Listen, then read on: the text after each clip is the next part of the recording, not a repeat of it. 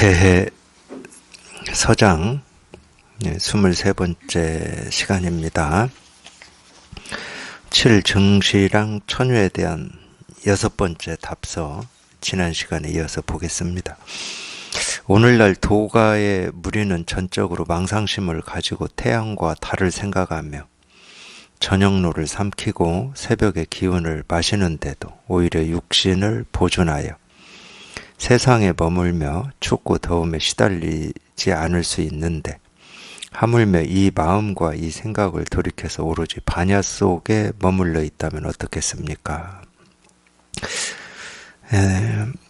하여튼 이런 구절은 우리가 이 도가라고 하면은 뭐 도교라고 많이는 안 들어보셨다 하더라도, 제가 이제 불교를 공부하면서 느끼는 것 중에 하나가 뭐였냐면, 우리가 불교라고 알고 있었던 게 참 이 도교 쪽 얘기도 많이 있었고, 도교 쪽 어떤 풍속, 사고방식 이런 게 참 많이 있구나, 좀 그럴 수밖에 없었겠죠. 중국이나 우리나 이 도교하고 이 불교가, 중국은 이 불교가 참 흥행할 때도 이 도교가 거의 이 도교 사원이라고 해야 됩니까? 우리 불교에서는 이제 절이라고 하듯이 도교도 사원이 있습니다. 이 사원이 이 절만큼이나 많이 있었다고 그래요, 중국에도. 그러다 보니까 이제 이 도교하고 불교의 이런 두 가지 이야기가 섞여가지고 이제 백성들이 그게 뭐 도교 쪽 얘기인지 불교 쪽 얘기인지 잘 모르고 그렇게 가지고 있는 게 많이 있었죠. 이제 우리나라 같은 경우는 뭐 도교의 어떤 이 사고방식이라든지 이것뿐만이 아니고, 우리가 이제 무속이라고 하죠. 어떤 이 무속도 이 불교하고 이렇게 섞여가지고, 이게 무속의 이야기인지 불교의 이야기인지 이렇게 구분이 안 되는 그런 걸 많이 느꼈어요. 저는 이제 제가 불법을 공부하면서 그런 걸 많이 느꼈는데, 그럴 수밖에 없었죠. 저 잘할 때 저희 어머님이 뭐 정초가 되거나 이러면은 어디 절에 가셨거든요. 절에. 부처님 오신 날도 뭐 절에 가서 등단다고 하시고 절에 가시고 그랬는데, 제가 아주 어릴 때 어떻게 우연히, 뭐 이유는 모르겠어요, 어머님 손잡고 한번 따라가 본 적이 있는데, 당연히 이제 절이라고 하니까 뭐 저도 절인 줄 알고 갔는데, 이제 기와집이 있고 거기에 이제 부처님이 모셔져 있고 뭐 이래서, 뭐 이제 그 인상만 있으니까 뒤에, 그 법당 보면은 뒤에 막 무서운 그림들 그려져 있고 그러잖아요. 그걸 뭐 나중에 보니까 그걸 팔부신종이라고 그러더라고요. 하늘세계 사람들을 그렇게 표현해 놨다고 그러는데, 어릴 때는 그 모습들이 좀 무서웠어요. 막 호랑이도 그려져 있고 막 신선도 그려져 있고 이러니까. 근데 이제 제가 불교를 공부하고 보니까, 저희 어머님이 정초에 절을 가신 이유는 하나더라고. 아시죠? 뭐 토정비결처럼, 올해는 우리 자식들이 뭐 건강하고 하는 일 잘 되는지 아닌지 이렇게 그거 봐주는 거 있잖아요. 그러셨더라고. 그러니까 저희 어머님도 이 불교라고 하는 거하고 이 사주팔자 보는 거하고 이게 구분이 안 되신 거예요. 그만큼 이 백성들한테는 그런 게 이렇게 문화로 어떤 이렇게 딱 체화가 됐다고 해야 되나요? 그러니까 부처님 오신 날 가서 등 하나 다는 것도 전부 자식들 그 건강을 뭐 이렇게 바라고 소원하고 뭐 하는 일 잘 되라고 등 달지. 연등이라고 하는 이 등은 실제로 이 불교에서는 뭐 아시겠지만 우리 마음의 등불입니다. 달리 얘기하면 깨달음의 깨달음, 마음의 등불, 우리 본성을 얘기하는 건데, 사실은 그 등불을 이렇게 밝히는 거거든. 실제로는 진짜 깊은 뜻은. 근데 그게 이제 전부 현실로만 보면은 뭔가를 이렇게 바라고 기원하고 뭐 이런 거잖아요. 뭐 건강이라든지 사업이라든지 하는 일이라든지 이렇게 됐잖아요. 이렇게 섞여 있어요. 어떤 종교가 백성들하고 이렇게 함께 하는데, 그런 면을 싹 없애버리고 할 수는 없어요. 어쨌든 사람이 전부 근기가 다르기 때문에 또 어떤 인연에서 정말로 이 부처님의 가르침을 내가 직접 공부를 해서 깨달아 봐야 되겠다 이런 발심을 할지 어디에서 그런 비가 내릴지 모르기 때문에 넓혀는 놔야죠. 법당도 짓고 절도 하고 뭐 이렇게 넓혀는 놔야 됩니다. 근데 이 넓혀놓은 궁극적인 목적은 이 자기 마음의 등불을 밝히는 어떤 인연, 계기가 되라고 이렇게 넓혀놓은 거지. 뭐 몸 건강하고 뭐 하는 일 잘 되고 뭐 자식 돈 잘 벌고 뭐 이런 거 기원하고 기도하라고 넓혀놓은 건 아니거든요. 근데 이제 종교가 이제 이렇게 흘러가다 보면 그렇게 세속화되는 면이 있긴 있죠. 어쨌든 이 도교에서 하는 얘기도 어떤 불교하고 많이 이렇게 섞여 있어요. 중국에서도 그랬고 우리도 그랬고 많이 섞여 있어가지고 구분이 안 되는 게 있는데 이제 여기 대종고 스님이 이제 이 도교 쪽 얘기를 하시는 이유는 하나밖에 없어요. 이 도교는 결국은 뭐를 하는 거냐면 여기에서도 이제 얘기를 하듯이 도가의 무리는 전적으로 망상심을 가지고 태양과 달을 생각하며 저녁노를 삼키고 새벽 기운을 마신다 뭐 이런 말이 있듯이 이 도교는 간단해요. 복잡하게 생각하실 게 없어요. 우리가 이 육신을 받아서 이 태어난 이 몸을 가지고 영원히 사는 거를 도교에서는 추구합니다. 그래서 보통 이제 신선사상이라고도 해요. 무릉도원이라고도 하고. 도교는 딱 그걸 추구하는 거예요. 그래서 이제 도교가 이 수행법으로 하는 대표적인 게 두 가지인데, 하나는 음식입니다. 음식. 음식이라고 하면은, 이 도가를 수행하는 사람들은 이제 벽곡식이라고 하는데, 그러니까 뭐를 먹냐? 이 곡식을, 이 벽은 피할 벽자입니다. 이 곡식을 안 먹어요. 안 먹는 이유가 뭐냐? 그 곡식이라고 하는 건 다 썩기 때문에. 우리가 이 썩는 음식을 먹기 때문에 몸이 이렇게 병들고 늙고, 죽고 썩는다. 이제 이런 생각이었어요. 도교에서는. 그래서 자기들이 볼 때 이 썩지 않는 게 뭐냐? 그러면은 예를 들어서 우리가 흔히 아는 그냥 아침 미술 같은 거. 그거는 이게 뭐 순수하잖아요. 이제 대표적인 게 수원인데, 이 수원은 잘 안 썩거든요. 그래서 수원을 법제해서 먹고 뭐 이러다가 수원 중독으로 죽기도 하고 이랬잖아요. 중국 황제들도 수원 중독으로 죽은 황제들이 꽤 있다고 그래요. 다 도교 때문에 그렇습니다. 왜냐하면 이 도교의 이 도사들을 불교의 어떤 스님들만 굳이 얘기하면 어떤 국사로 이렇게 딱 지정을 해서 황제 주변에 이 자문단을 이 스님들만 국사로 지정한 게 아니라 도교의 도사들도 이 스님들하고 똑같은 이 지위를 이 황제가 주어서 이 사람들도 자문 그룹을 딱 곁에 두고 있었거든요. 그래서 늘 이 불교와 이 도교가 중국에서는 이 힘의 관계, 서로가 서로를 좀 뭐 견제한다고 해야 되나 뭐 그런 점이 있었어요. 도교는 그거밖에 없어요. 그래서 음식하고 또 수행법 중에 하나가 이제 호흡이에요, 호흡. 어떤 우주의 기운을 이렇게 삼킨다. 여기서 이제 새벽 기운을 마신다. 그게 다 도교 쪽 얘기거든. 뭐 새벽 3시인가 3시 반에 뭐 우주의 기운이 이렇게 열린다고 하잖아요. 그게 다 도교 쪽 얘기거든. 그래서 새벽의 기운을, 그렇게, 그런 기운을 이렇게 마셔야 또 그 마시는데도 참 말이 많더라고요. 저도 조금 제가 젊을 때 관심을 가져봤는데, 뭐, 여기 이 정수리로 그 기운을 받아들여야 된다. 뭐, 이렇게 얘기하는 데도 있고, 그 어떻게 받아들이는 건지는 모르겠지만, 하여튼 이제 그 얘기를 지금 하고 있는데, 이 몸을 보존하고, 이 육신을 보존하고, 어떤 또 이제 조금 더 하면 이렇게 춥고 더움에 시달리지 않는다. 뭐 이런 단련을 하잖아요. 이제 특히 이제 요가에서도 그런 단련을 하는데, 이 추위에서도 춥지 않게 막 단련을 하잖아요. 더위에도 시달리지 않고 막 몸을 단련하는 겁니다. 결국은 다.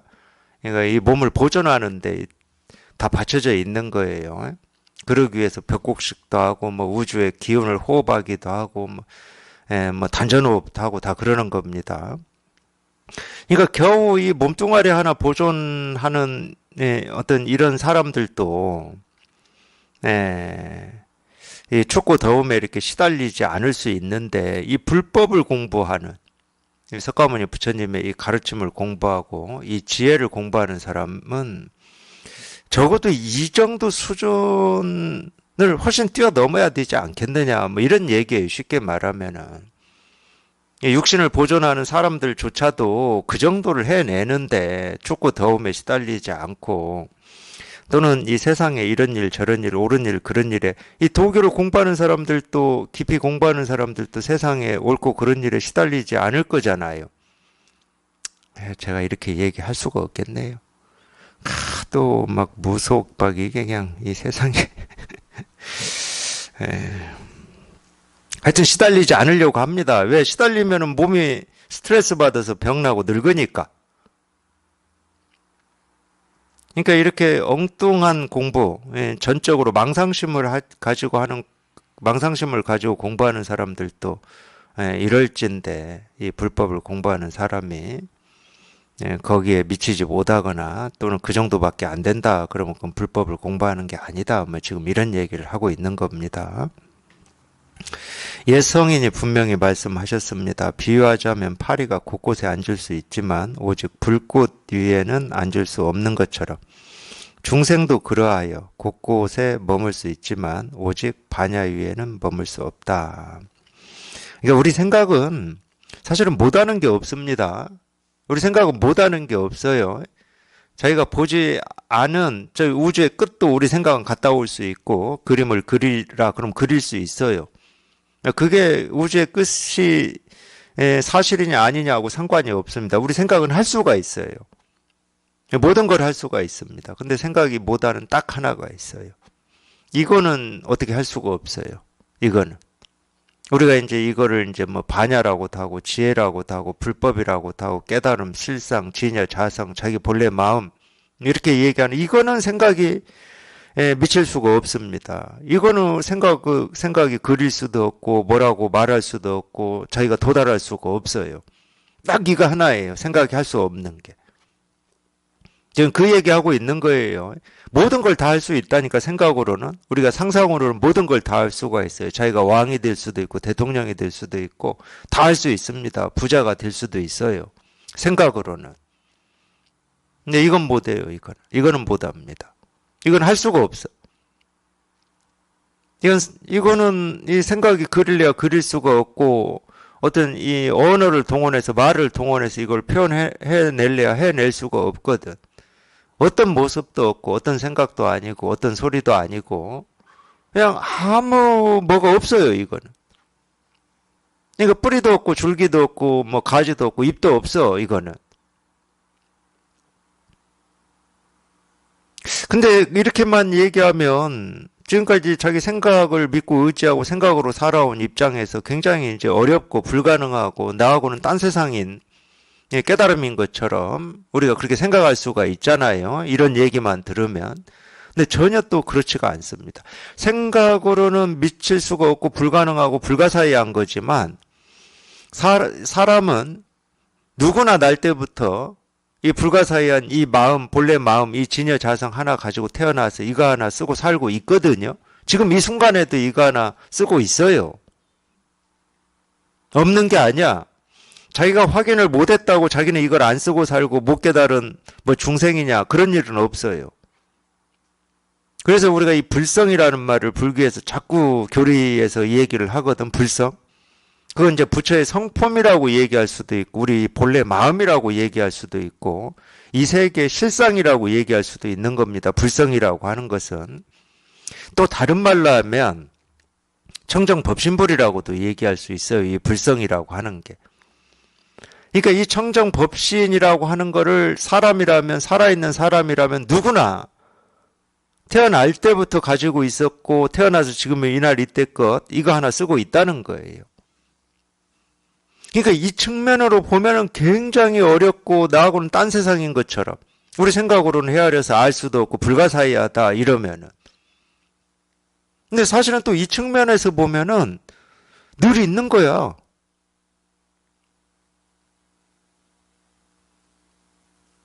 그리고 늘 있을 뿐만이 아니고 지금 이날 이때까지 뭘 보든 듣든 느끼든 생각하든 그냥 이거 하나 가지고 쓰고 살았던 거예요.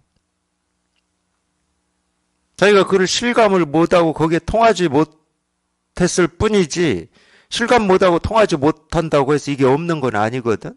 누구나. 근데 실감을 못하면 어떻게 되냐. 다 부처인데 모든 중생이 열의 공덕과 지혜를 다 갖추고 있어요. 갖추고 있고 그걸 다 쓰고 살고 있어요. 그러니까 다 부처야. 다 부처인데 실감을 못하면 자기 스스로는 자기 생각에는 자기가 중생으로 착각을 해버려요. 자기 생각에는. 왜냐하면 자기는 뭔가 부족하고 뭐 결핍돼 있고 불만족스러운 것도 있고 좋은 것도 있고 싫은 것도 있고 옳은 것도 있고 그런 것도 있고 온갖 것이 이렇게 뒤섞여 있으니까 만족이 안 되잖아. 이 세상이 다 옳은 것만 있다. 그러면 뭐 불만족이 있을 수가 없지. 이 세상이 좋은 것만 있다. 불만족이 있을 수가 없습니다. 근데 그 이유를 알 수가 없지만은 언제부터인지도 알 수 없지만 우리는 분별을 하기 시작한 거예요. 옳고 그름을 분별하고 나와 너를 분별하고 세상과 나를 분별하고 부처와 중생을 분별해버렸어. 분별을 해놓고 자기는 어디 영역에 속해 있냐? 중생 영역에 속해 있는 거야. 자기가 아무리 자기를 봐도 부처 영역에 자기를 속했다라고 얘기할 수가 없어. 분별을 할 때는 그래요. 그러니까 자기가 중생인 줄 알고 평생 중생 노릇만 하고 사는 거야. 부처가.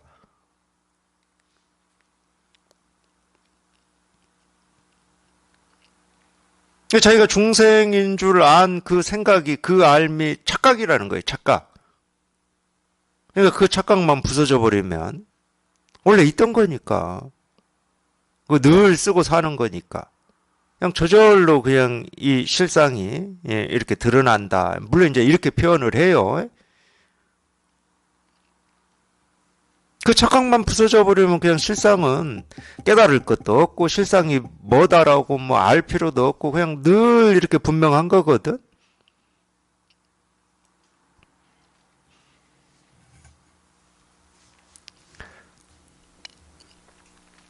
이렇게 생각하면 불가능한 것 같고 또 이쪽 측면을 보면은 가능한 것 같긴 한데 좀 답답하죠. 나한테 있는 거라는데 왜 나는 이거를 모르지? 뭐 이런 심정이 들 거 아니에요. 나한테 늘 있는 거라는데 이렇게 쓰고 사는 거라는데 그리고 이거라는데 그래 이거라는데 이거라는데 이게 왜 실감이 안 되지? 그래 답답하죠. 그 두 면이 다 있는 겁니다. 당연히 우리 생각으로는 헤아려서 알 수 없어요. 근데 여기 이렇게 통해본 입장에서는 우리가 생각으로 헤아려서 알 수 없기 때문에 제일 쉬운 거거든. 생각으로 헤아리면 어렵잖아. 근해 공식 외우려면 어렵잖아요. 근데 생각으로 헤아릴 필요 없이 그냥 눈앞에 늘 이렇게 분명한 거니까. 학교에서 공부를 뭐 이해력이 높은 사람이나 이해력이 좀 떨어진 사람이나 똑같아 이거는. 이해력 높다고 이거를 뭐 공부를 잘할 수 있는 거냐? 아니야. 이해력이 뭐 없다고 해서 이 공부를 못하냐? 그것도 아니야. 그 문제가 아니야 이거는. 자기 마음을 깨닫는 거는 그 문제가 아니에요. 오로지 자기가 이걸 깨닫겠다라고 하는 그 발심밖에 없어요. 그걸 우리가 이제 뭐 간절합니다. 갈증이다, 목마름이다 이렇게 표현하는 그것밖에 없는 겁니다. 우리 갈증, 목마름은 학교 공부하고 아무런 상관이 없잖아요.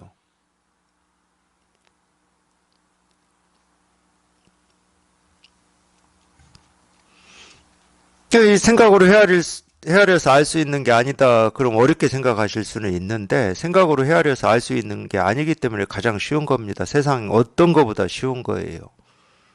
이거를 볼펜이라고 부르는 것보다 더 쉬운 겁니다. 왜냐하면 이거를 볼펜이라고 부르기 전에 이거는 이렇게 드러나 있거든. 이걸 볼펜이라고 부르든 아니면 뭐 시계라고 부르든 죽비라고 부르든 마이크라고 부르든 그거하고는 그 이름하고는 상관없이 이렇게 분명한 거거든. 그 이름하고 상관없이 그 말하고 상관없이. 그러니까 도가 뭡니까? 뜰 앞에 잣나무다. 잣나무라고 하는 그 이름하고 상관없이 이렇게 분명한 거거든. 잣나무라고 하는 이름은 우리가 태어난 뒤에 저 나무를 잣나무라고 부르자 하고 우리가 약속한 거고 그건 만들어진 겁니다. 그렇기 때문에 우리가 만든 거예요. 모든 이름은 우리가 만든 겁니다.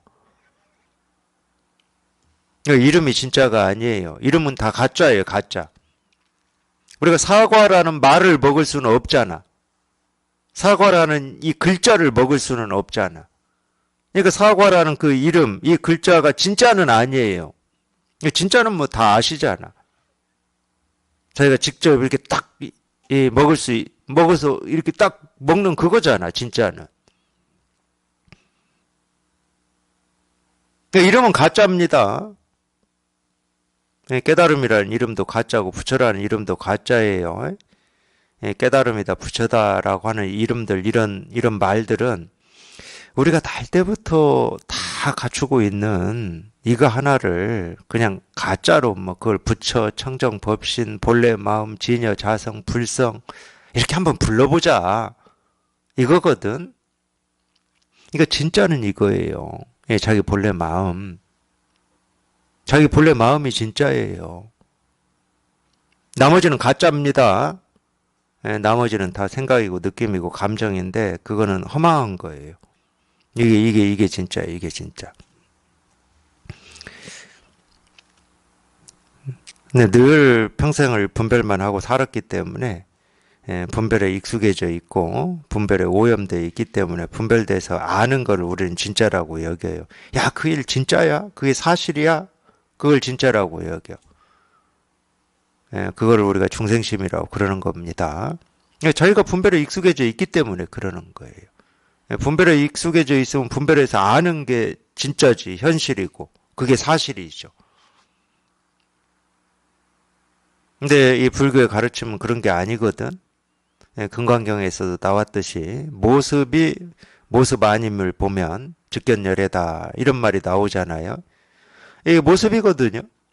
자기가 지금까지 배우고 익혀서 아는 것은 이거는 볼펜이에요, 볼펜. 이 볼펜이 볼펜 아님을 보는 거를 우리가 견성이다, 그걸 깨달음이다 이렇게 얘기하고 있는 거예요. 금강경에서도. 색적시공이라는 말도 마찬가지입니다. 반야신경의 색적시공. 색적시공이라는 말은 색이 아님을 보는 거거든. 똑같은 말이에요. 그러니까 지금까지 우리가 배우고 익히고 안 거는 이 공부를 하는데 아무 쓸데가 없습니다. 어디 갖다 쓸래야 쓸데가 없어요. 방해만 해, 방해만. 저건 진짜인데, 저건 가짜인데, 그 전부 허망한 생각이에요. 자기가 분별심을 가지고 하고 있는 거예요. 여기 나오잖아요. 도가의 무리는 전적으로 망상심을 가지고 한다고. 중생심도 마찬가지입니다. 중생심은 100% 망상이에요. 100% 망상. 전부 허망한 생각이라는 거예요. 진짜는 그냥 이거예요. 자기 스스로 다 갖추고 있고 쓰고 있는데 다만 자기가 허망한 생각, 이 망상, 자기 생각을 집착하는 바람에 부처가 중생 노릇하고 사는 겁니다. 부처가 부처인 줄을 모르고 사는 거예요. 부처가 부처인 줄을 모르고 사는 거지 부처 아닌 게 아니에요.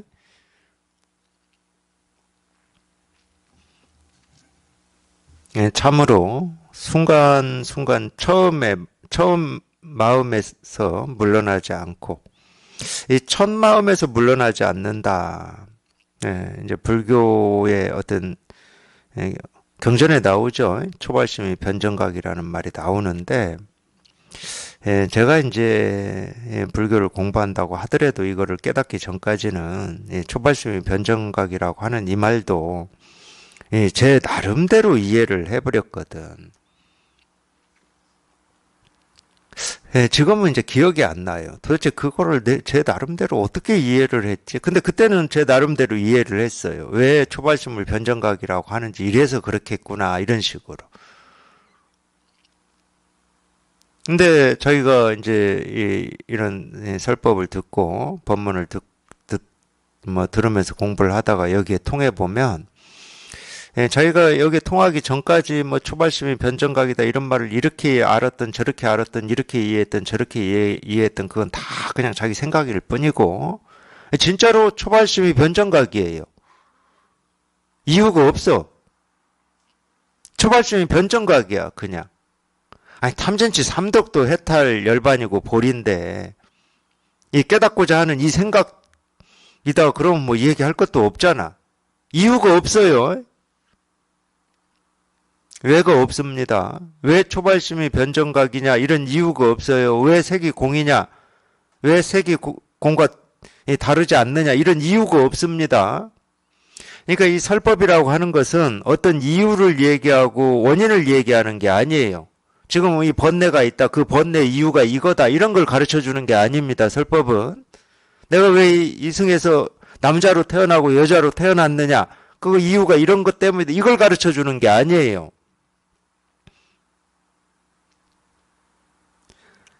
그 의문이라든지 번뇌를 깨부수는 겁니다. 이 의문과 번뇌를 깨부수는 거는 어떤 게 그걸 할 수 있냐면은 이 세계의 실상이 할 수 있는 거예요. 우리가 그걸 법이라고 그러는데, 예, 그걸 이제 또 경전에서는 뭐 부처님의 가피라고 하고, 뭐 그런 식으로도 이름을 짓죠. 부처님의 가피다. 그걸 이제 달리 얘기하면 이 법의 힘이라고 하는 거예요. 법의 힘. 이 법이 사실은 우리의 이 분별망상 번뇌를 깨부수는 거거든. 왜냐하면 여기에는 우리 분별망상이 붙을 자리가 없어요.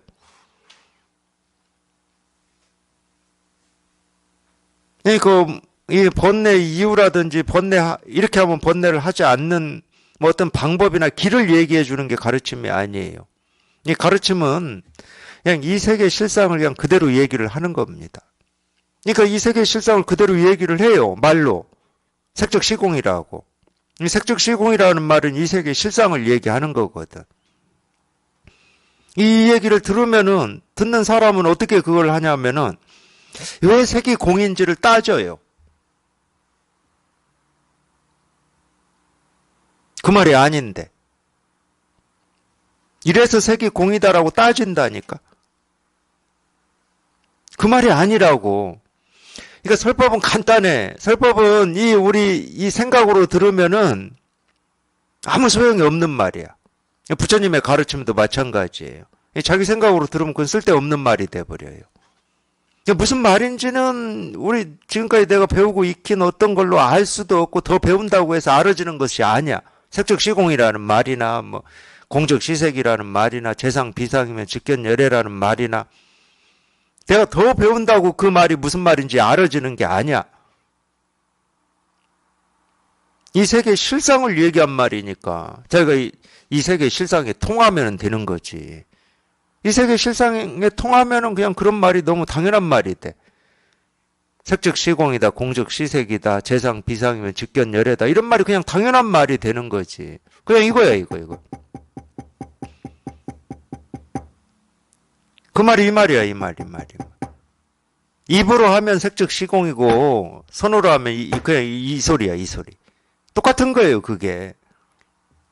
어떤 때는 입으로 그렇게도 얘기하죠. 뜰 앞에 잣나무라고도 하고, 삼석은이라고도 하고, 똥 닦는 막대기라고도 하고. 사람 입으로 하면 뭐 그런 말로 나오겠지. 근데 동작으로 하면 이거야. 동작으로 하면 또 이거고. 똑같은 거예요, 그게 똑같은 거. 근데 우리가 이 분별할 때는 입으로 하는 말을 하고 이 책상을 두드리는 소리하고 이 손가락을 세우는 게 달라요. 막 달라. 저건 손가락을 세우는 거고 이건 책상을 두드리는 거고 이건 말하는 거고 이게 달라 이게. 당연히 그러겠죠. 분별할 때는 눈으로 볼 때는 모습이라고 하고 귀로 들을 때는 소리라고 하고 몸으로 뭐 이것저것 느낄 때는 촉감이라고 그러고 여기에서 이 의식을 가지고 이리저리 생각하는 거는 뭐 생각이라고 그러고 분별할 때는 그렇습니다. 근데 분별에서 벗어나 보면은 우리 육근으로 뭐 모습을 본다, 소리를 듣는다, 냄새를 맡는다, 맛을 느낀다, 뭐 촉감 뭐 또는 뭐 생각을 한다 하는 하나하나가 똑같은 일이야. 똑같은 일. 똑같은 일입니다. 그냥 이 일이에요. 똑같은 일이에요. 똑같은 일. 그냥 이거야. 그냥 이거야. 이거를 눈으로 할 때는 모습을 본다고 그러는 거야. 귀로 들을 때는 소리를 듣는다고 그러는 거야. 이거를. 똑같아요. 그냥 복잡한 게 아무것도 없다니까. 모습 다르고 소리 다르고 뭐 모습이 또 다 다르고 그런 거 없어. 아무리 다르고 천차만별해도 그냥 똑같은 이거 하나를 드러내고 있을 뿐이고 이거 하나를 실현하고 있을 뿐이에요. 단지 이거는 이거라고 하는 이게 없고 모습이 없고 소리가 없고 뭐라고 우리가 우리 생각으로 분별을 해가지고 이거다 저거다 할 수 없을 뿐이지. 없을 뿐이지 없는 게 아니라니까. 자기 스스로 이미 다 갖추고 있고 쓰고 있는 거예요. 조금도 부족함 없이 쓰고 있습니다. 근데 이거는 또 써도 조금도 뭐 늘어나거나 줄어들질 않아요. 이런 얘기가 그러니까 자기가 이걸 깨달아서 이걸 이렇게 실감해가지고 반야신경이나 금강경을 읽으면 그냥 스스로 그냥 이게 다 보인다니까. 자기 이야기를 금강경에서 하고 있고 반야신경에서 하고 있어. 불구, 부정, 부정, 불감, 뭐 이런 얘기를 다 하고 있어. 뭐 이거는 써도 다뤄지질 않거든. 늘어나고 줄어드는 게 없어. 이거는 뭐 예를 들어서 어떤 생각이 생기고 사라지고 느낌이 생기고 사라진다고 해서 이게 무슨 쪼그라들거나 오염되거나 더러워지거나 더 깨끗해지거나 이러냐? 아니야, 이거는. 그러니까 불구 부정이라는 말도 그냥 당연한 거야. 그냥 이게 어떻게 더 깨끗해지고 더 더러워져. 얘는 이게 변함이 없고 한결같고 늘 여여한 건데. 근데 이거를 체험을 못하고 그걸 읽어서 무슨 말인지 알려고 하니까 얼마나 복잡하겠습니까? 머리 아파요. 도대체 이게 무슨 얘기인지.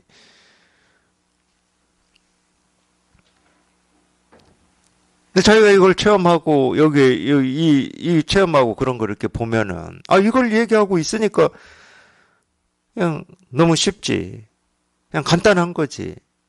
거기에 뭐 생각을 해가지고 이게 이런 뜻이구나 저런 뜻이구나 할 게 아무것도 없거든.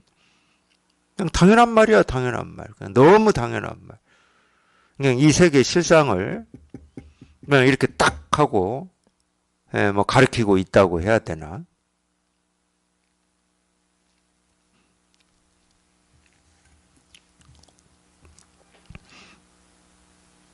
초발심이 변정각이다.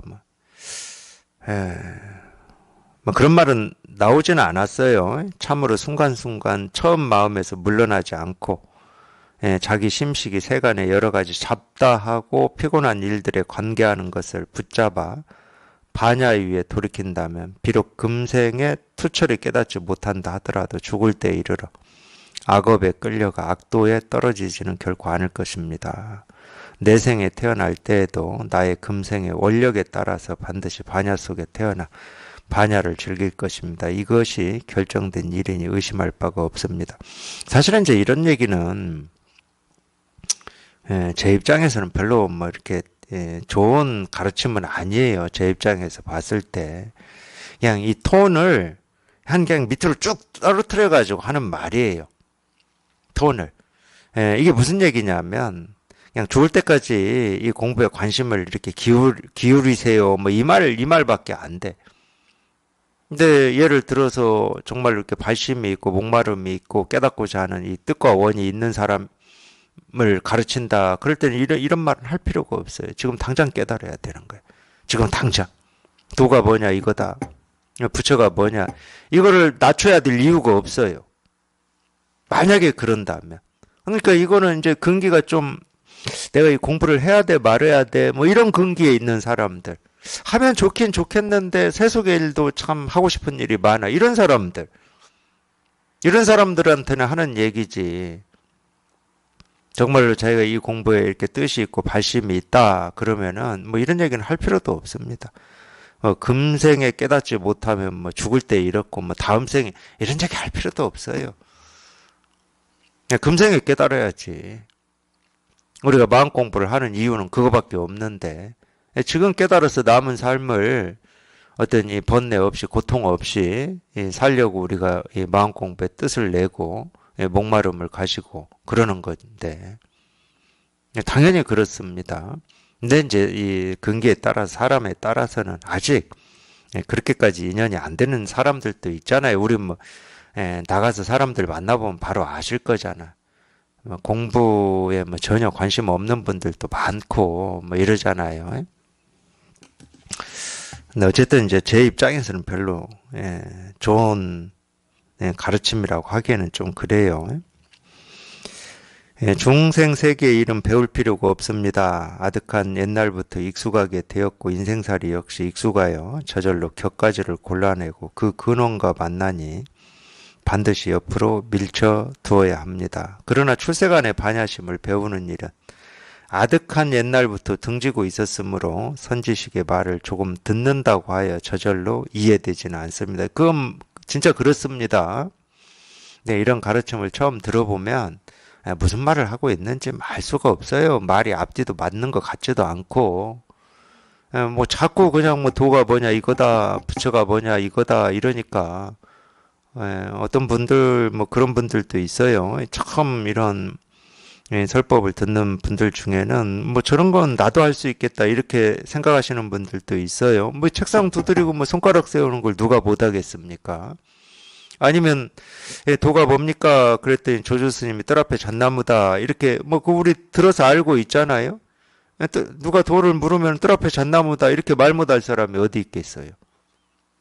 말은 다 할 수 있습니다.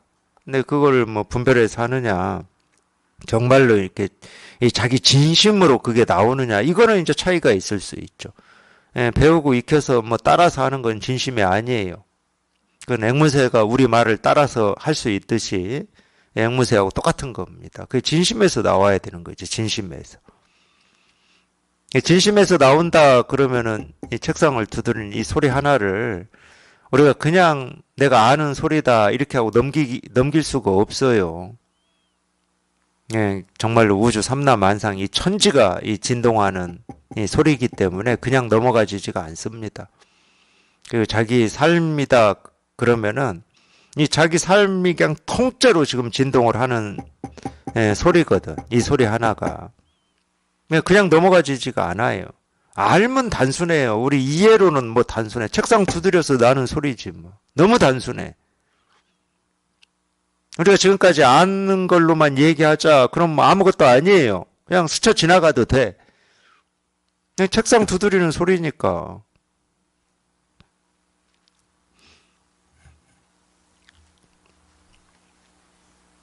그거는 우리가 아득할 때부터 언제부터인지 알 수 없지만 아득할 때부터 익숙해진 겁니다. 너무 익숙해져 가지고 우리가 이렇게 등한시하는 거예요.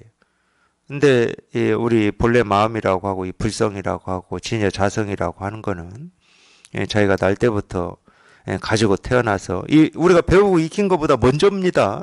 배우고 익히는 건 우리가 이제 말도 배우고 글자도 배우고 막 이래 가지고 배운 거고 우리 진여 자성이라고 하는 건 날 때부터 가지고 있는 거예요. 사실은 이게 더 아득해요.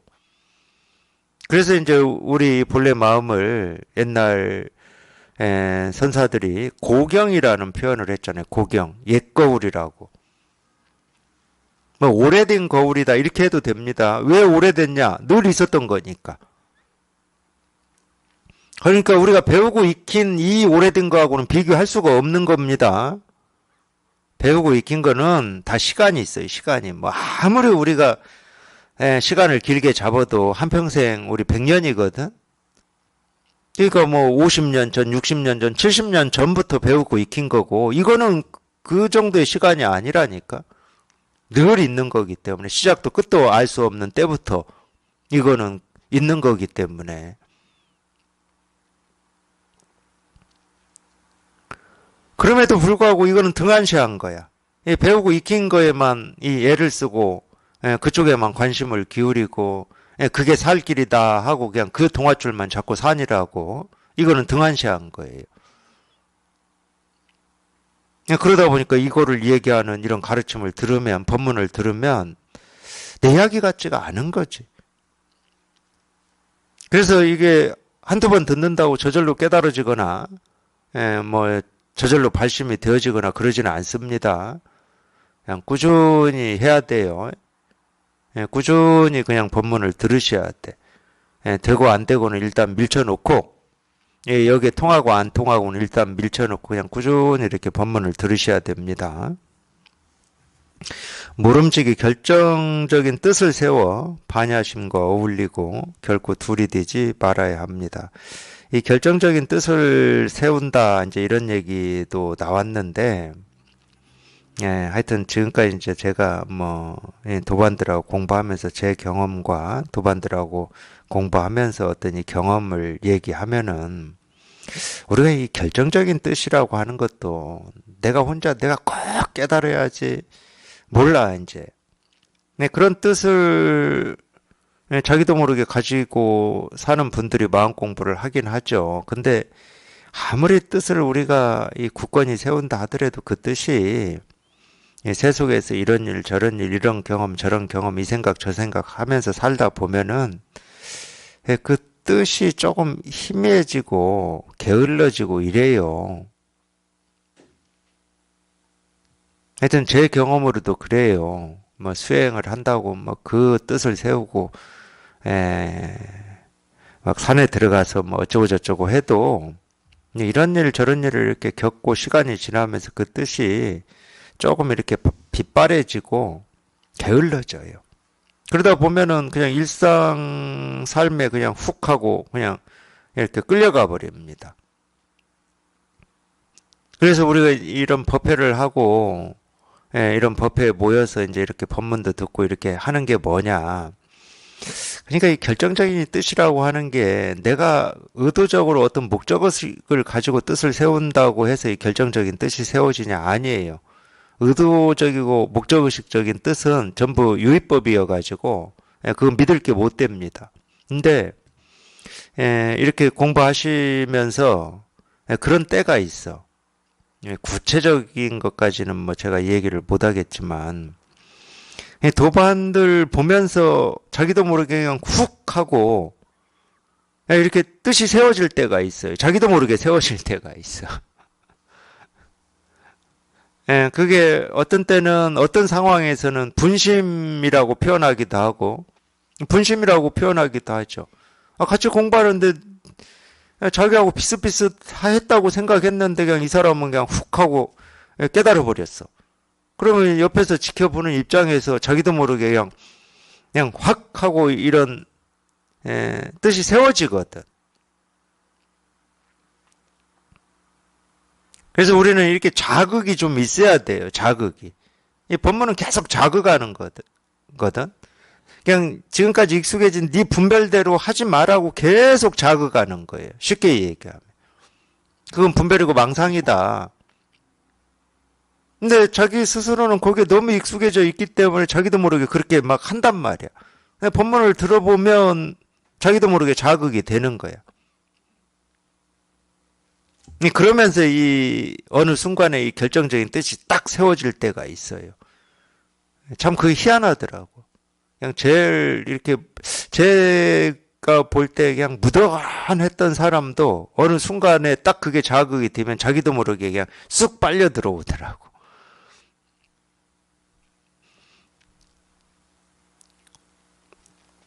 그래서 자기가 뭐 어떤 목적의식을 가지고 뜻을 세우는 거는 그건 힘이 없어요. 그냥 저절로 이렇게 뭔가가 이렇게 세워져야 됩니다. 저절로 이렇게 세워질 때가 있어요. 저절로 세워지면 이제 그때부터 우리가 뭐 굳이 얘기하면 은산철벽이다, 금강건이다, 이제 이런 표현을 하는 건데 그 뜻이 세워지면은 그냥 물러날 곳이 없습니다.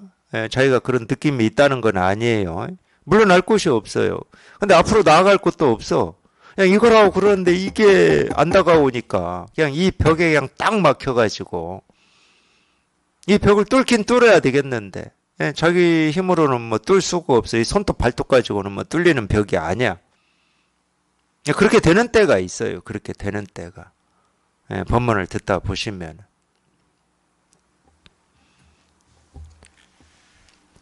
반야심에 깊이 들어간다면 중생사를 애써 물리치지 않아도 그러니까 이게 여기에 이제 그런 말이 나왔는데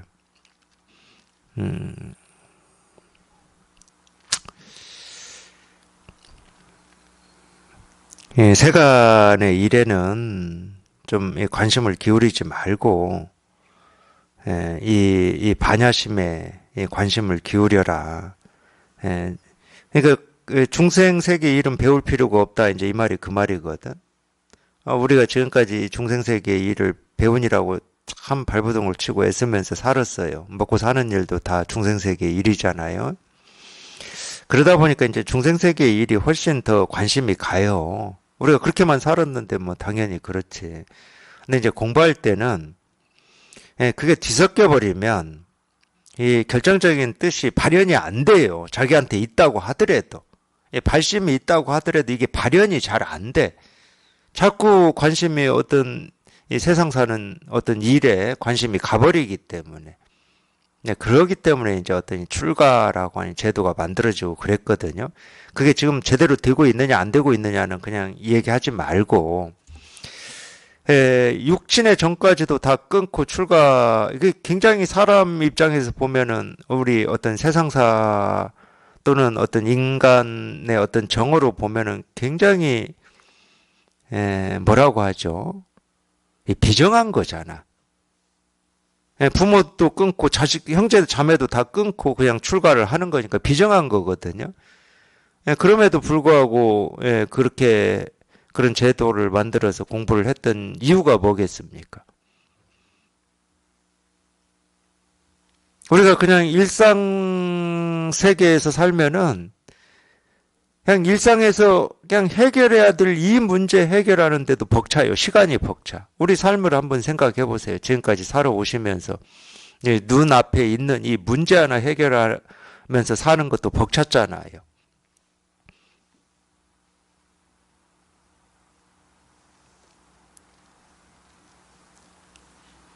모르겠어, 엄마. 우리가 이 성인이 되기 전까지는 이제 부모가 이렇게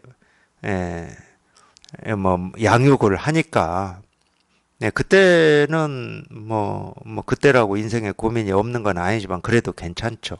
근데 이제 자기가 독립을 했다고 생각해 봐요. 결혼을 해서 뭐 산다.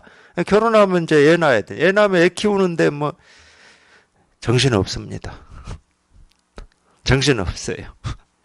요즘에는 애 낳으면은 뭐 애만 키웁니까? 직장도 다녀야 돼. 그러니까 친정 엄마 불러드려야 돼. 정신이 없어요, 정신이. 그럼 이제 이제 조금 커서 학교 다녀. 그럼 또 학교 다니는데 또 지원하느라고 정신이 없어요. 그러다가 이제 또 뭐 취직해야 되고, 뭐 자기 애가 취직해야 되고, 또 그 일이 또 큰일이야. 그러다 보면 이제 결혼 안 돼, 그 애가 이제. 또 결혼시켜야 될 거 아니야. 그럼 또 큰일이야, 이게. 그러니까 이 눈앞에 닥친 일 하나, 제가 뭐 몇 가지만 얘기했지만 뭐 이런 일만 있습니까? 우리가 이 세상을 사는데. 집도 사야지, 뭐, 하여튼. 그러니까, 출가라고 하는 어떤 이 제도가 만들어진 건데, 너는 먹고 사는 거 고민도 하지 말고, 그냥 눈으로는 부처님만 보고, 귀로는 부처님의 가르침만 듣고, 그냥 몸으로는 그냥 부처님하고 함께 자고 일어나고, 그러라고 출가 제도를 만든 거예요. 세간의 일은 보지도 마, 세간의 일은. 근데 좀 공부하실 때는 제가 전적으로 그러라고 할 수는 없고 약간은 좀 그렇게 하시는 게 좋아요. 관심이 그냥 자기도 모르게 그냥 밖으로 쏠려버리니까 약간은 그렇게 하시는 게 좋습니다. 근데 이제 이 제가의 입장에서는 먹고 살아야 되고 뭐, 이 아이가 있는 분들은 아이도 키워야 되고, 뭐, 보살피기도 해야 되고 하니까 그런 일은 어쩔 수 없어요. 직장이라든지 그런 건 어쩔 수 없어. 그런 건 어쩔 수 없지만, 마음을 늘 이 공부 쪽에 두시고, 이제 그렇게 하라, 뭐 이런 얘기인데, 이제 그렇게 해서 공부를 하셔서, 자기가 이제 여기에 이렇게 통하고 여기에 익숙해지면은, 이 세간의 일을 뭐, 자유자재하게 할 수 있어요. 어떤 일을 해도 거기에 끄달리지 않고 시달리지 않게 할 수가 있어. 이게 근데 이제 처음 공부를 할 때는 뭐 약간 그런 마음으로 하시는 게 그래도 공부하는 데 도움이 될 겁니다.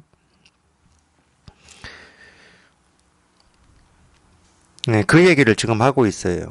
반야심에 깊이 들어간다면 중생사를 애써 물리치지 않아도 뭐 그렇게 됩니다. 여기에 통해서 여기에 익숙해지면 이 세상사를 애써 물리치지 않아도 그냥 아무 문제가 안 돼요. 물리치지 않아도 온갖 삿된 마귀와 외도가 저절로 달아나고 항복할 것이다. 그렇게 됩니다. 저절로. 낯선 곳은 익숙하게 하고 익숙한 곳은 낯설게 하는 일이 바로 이것입니다. 지금까지 이 살아왔던 어떤 삶의 방식이나 이 버릇에서는 점차 이제 이렇게 좀 떨어져 나오셔야 되고 이제 새롭게 공부하는 이제 여기에 이제 좀 익숙해지셔야 돼요. 그러니까 본문 듣는 거에도 좀 익숙해지셔야 됩니다. 이렇게 법회에서도 이렇게 우리가 실은 웬만한 이 관심과 이 발심이 없으면 이런 얘기를 한 시간 동안 이렇게 아무 꼼짝도 안 하고 이렇게 듣고만 있는 거 굉장히 힘들거든. 지루하고 졸리기만 하고 지루하고 졸리더라도 좀 익숙해지셔야 돼. 그러면서 점차 이쪽에 좀 익숙해지셔야 돼요.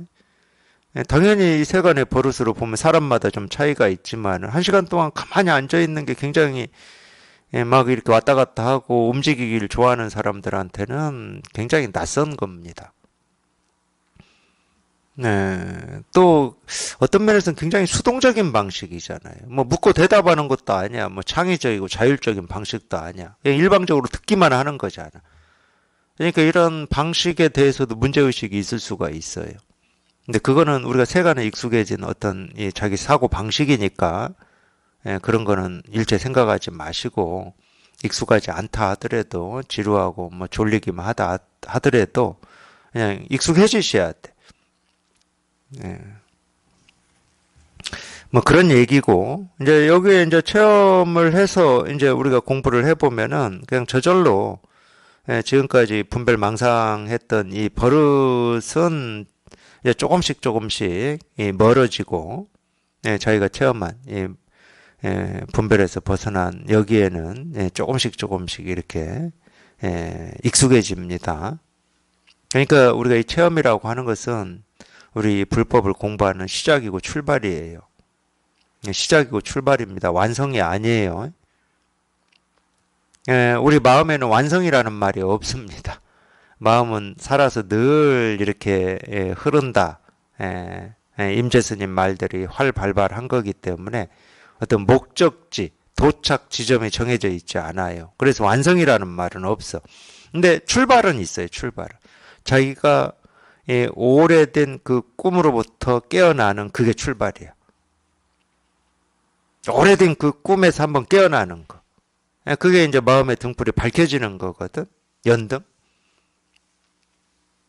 거기서 한번 깨어나는 게 이제 출발입니다. 깨어나도 그냥 꿈꾸는 거에 너무 익숙해져 가지고 자기도 모르게 그쪽으로 자꾸 돌아가려고 그러거든. 그쪽이 편해. 생각으로 헤아려서 이건가 저건가 옳은가 그런가 하는 게 훨씬 편해. 그렇잖아요. 세상 일도 그렇고 사람 관계에서도 그렇고 저게 옳은 일인지 그런 일인지 이 판단하는 게 훨씬 편하잖아. 그러니까 그쪽으로 자꾸 돌아가려고 그래요. 이 버릇이 막 잡아당겨 나를 이렇게. 비유로 이 얘기를 하면은. 근데 이제 여기에 통하긴 했지만 이 법의 힘은 아직 익숙하지 않기 때문에 미약해요. 그러니까 제가 그런 말 했잖아요. 성경에 나오는 또 식당 가면은 붙여져 있는 이 글귀 있잖아. 시작은 미약했으나 끝은 창대하리라. 그게 어떤 장사라든지 사업에 붙이는 말이 아니야, 원래는. 근데 장사나 사업에 붙여도 그럴 뜻은 하잖아요. 우리가 처음은 이렇게 소박하고 뭐 조그맣게 시작하지만 어떤 기대, 희망으로는 끝은 그냥 장대하게 뭐 그런 희망을 가지고 하겠지, 세간에서도. 근데 거기에 붙이는 말이 아니고 실은 우리 마음을 얘기하는 겁니다. 저희가 여기 공부해서 여기 이렇게 통하면 처음에는 이 힘이 미약해요. 오늘 갓난아이가 엄마 뱃속에서 태어난 거하고 똑같아. 사람의 모습이나 모양을 다 갖추고 눈, 코, 뭐 입, 손발 다 갖추고 태어나긴 태어났지만 아직 힘이 미약하잖아. 자기 힘으로는 뭐 할 수 있는 게 아무것도 없어요. 겨우 할 수 있는 거는 이 배고프면 엄마 품에 그냥 파고 들어가서 예, 그거 하는 거밖에 못 해. 그러면 뭐, 예, 졸리면 자고, 예, 배부르면 뭐, 그러고 뭐, 그런 거밖에 못 해요. 근데 점점 그 힘이 이렇게 세지고 강해지듯이 우리 마음도 마찬가지입니다. 그래서 여기 이렇게 통한 이 견성이라고 하는 게 이 공부의 시작이다, 출발이다 이런 얘기를 하는 거예요. 그냥 무조건 통해야 돼. 그러기 때문에. 예, 여기에 이렇게 딱 통해야 돼. 그냥 이건데, 실은 그냥 이거거든요. 여기에 뭐가 이 붙일 말이 없어요. 왜가 없고 이유가 없어. 그러니까 말로 이게 뭐다라고 할 필요도 없어. 나는 왜 모르지 할 게 없어. 그냥 이거니까. 자꾸 내가 알려고 하니까, 내가 그거를 깨달으려고 하니까 그 나라고 하는 게 딱 가로막아가지고 이걸 통과를 못하게 하는 거거든. 실제로는 그래요. 실제로는. 다른 이유가 있는 게 아닙니다. 내가 통하려고 하는 순간 이 나라고 하는 게 딱 가로막아 버리는 거예요. 자기 뜻은 좋아. 내가 좀 이 부처님의 이 가르침을 알아봐야 되겠다. 여기에 통해봐야 되겠다. 우리 세간의 입장에서는 얼마나 그 가력한 마음입니까? 이 뜻은 좋은데 그 뜻이 아무리 좋아봐야 장애물이야. 내가 통과할 수 있는 게 아니에요. 여기는. 내가 알 수 있는 게 아니야. 알고 모르고 하고는 아무런 상관이 없어요. 그냥 이거야. 그냥 이거. 그냥 이거. 여기에 통해서 무슨 법이 뭔지 내가 한마디 해야 되겠다 이런 생각은 꿈에도 하지 마시라고. 그냥 이건데. 아무 말이 필요 없는 그냥 이건데. 말이 아닙니다. 언어가 아니에요. 그냥 이거예요. 그냥 이거. 그냥 이거야. 근데 자꾸 이 내가라고 하는 이게 가로막아요. 또 반대로도 그렇죠. 나는 아직 그게 뭔지 몰라 이러거든. 그 내가 가로막고 있는 거야. 이건 뭐가 아니거든. 아는 것도 아니고 모르는 것도 아니야. 그런 말하고는 아무런 상관이 없어요. 그런 생각하고는 아무런 상관없이 그냥 이거야. 뭐가 붙는 게 아닙니다. 생각이 붙고 말이 붙는 게 아니에요. 그냥 이거지. 그냥 이거지. 그냥 이거일 뿐이에요. 그러니까 오죽했으면 석가모니 부처님도 새벽 그 하늘에서 별이 반짝하는 거 보고 깨달았다고 그러겠습니까? 그 별이 반짝하는 게 뭐 입이 있습니까? 뭐가 있습니까? 무슨 말을 했겠습니까? 거기에는 말이 없었어요. 그냥 이거예요. 그냥. 이게 이 밤하늘에는 이게 어떤 모습으로 이게 어떤 모습으로 드러나냐? 그냥 밤하늘에 별이 반짝반짝하는 모습으로 이거를 얘기하고 있죠. 그냥 이거예요. 그냥 이거예요. 그냥 이거예요. 그러면 해 떠 있을 때는 어떤 모습이겠습니까? 지금 보는 그 모습으로 이거를 말하고 있습니다. 뭘 보든 뭘 듣든 다 이거를 얘기하고 있어요. 그냥 이거밖에 없어요. 이거밖에. 그냥 이 일이야, 이 일.